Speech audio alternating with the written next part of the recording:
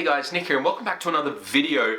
CES is going on at the moment and there's been a few announcements here in the camera world. The big one is the Canon 1DX Mark III, which is so feature-packed it's ridiculous, but at the same time they announced that camera, they also announced that they will be stopping production of Canon EF lenses, which is weird considering the 1DX Mark III has an EF mount. So you're going to be spending thousands of dollars on this camera where the lenses are going to be a few years old, and so you're going to be dealing with that. And it just got me thinking about the state of cameras in 2020 for hybrid shooters like myself, and I'm sure a lot of people out there watching this video, and sort of where we are and what you should be choosing. I know I've done a few videos on the camera that I use, a Nikon Z Series, but I've definitely been thinking a lot lately, and yeah, I just want to go through my thoughts on the matter.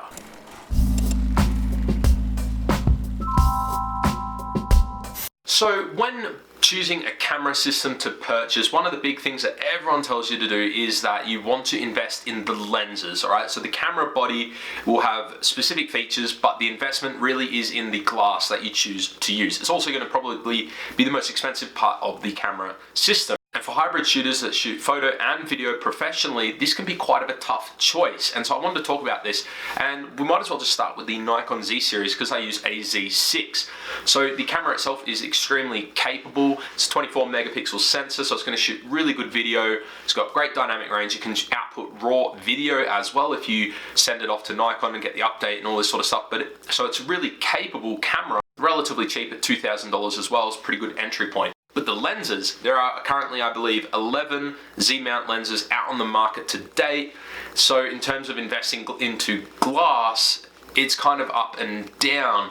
You know, you're going to hope that Nikon is going to be investing a lot more R&D into the Z-mount. They did just announce the new Nikon D780, so they haven't given up on DSLRs yet. So it's sort of hard to want to invest in glass for the Nikon Z6. And I say this myself, owning the 24-70 f2.8, which is an expensive lens as it is. It's kind of hard to recommend at this point because it is a great camera, but the longevity of the system is sort of up in the air. On the opposite to that, the Sony Alpha series, so we're talking the Sony a7 III, a7R4, we've got the a6600, 6400, these all use the same mount, the E mount. And yeah, Sony's been in the mirrorless game a lot longer than Nikon or Canon or Panasonic, but they have just really fleshed out this mount. So there are heaps of lenses, not just from Sony, but also third party, really great choices. They've got everything from really high-end G-Master lenses that cost thousands of dollars, or more budget-friendly options like the Tamron f2.8 zooms, which are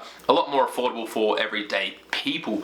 The best part about the E-mount is that it is used across all their cameras, not just their APS-C size bodies like the a6400 and the 6600, but their full-frame bodies, the a7 III, a7R4, and the a7S III that will be announced soon. Also their cinema cameras like the FS5 and the FS7, which also use the E-mount. So you can see that if you're going to jump into a system, the Sony kind of looks almost like the best if you're going to start investing in glass, because you can get the Sony a7 III for about $2,000 like the Z6, and then you can buy all this glass for it, invest in it, and you're going to get a lot of use out of it because you can buy, you know, secondary cameras down the line like the a6600 if you want to have like a B cam. You're going to be able to use the same lenses.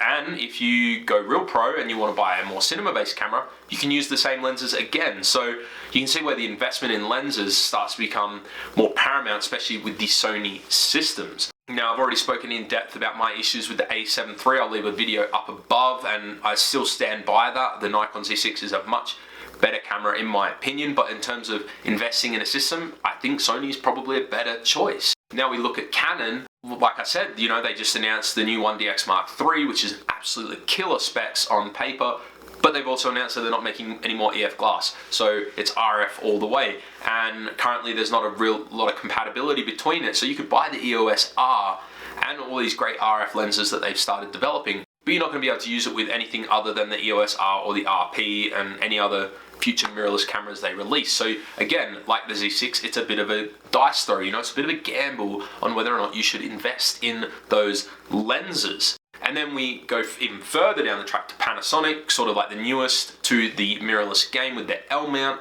bit different there because they've got the L-mount alliance between Sigma, Leica and themselves, so they'll be able to flesh out their lenses a lot faster than say the other manufacturers, which are sort of just operating in their own sort of sphere. But again, it's one of those things, is like, you're going to hope for longevity, and the Panasonic cameras are some of the more expensive ones. The lenses are very expensive as well, and there are some other caveats with choosing that system. So you can see that picking a camera in 2020 is just a lot harder than it should be. I myself like the Nikon Z Series. I do not think it is the perfect camera. I'm concerned about investing more money into the lenses on this system because I just don't know where it's going to go. I've looked at the Canon EOS R, but I have the same issue there with the lenses. I just don't know whether or not it's worth it. I look at the Panasonic cameras, I think they're really, really great. I think they've come up with some absolute bangers, but again, the lens issue is just a problem. And then you look at Sony, and it sucks because they're probably my least favorite cameras to use. The menu system's really clunky, the body's a bit too small for me. Man, if they haven't built out their ecosystem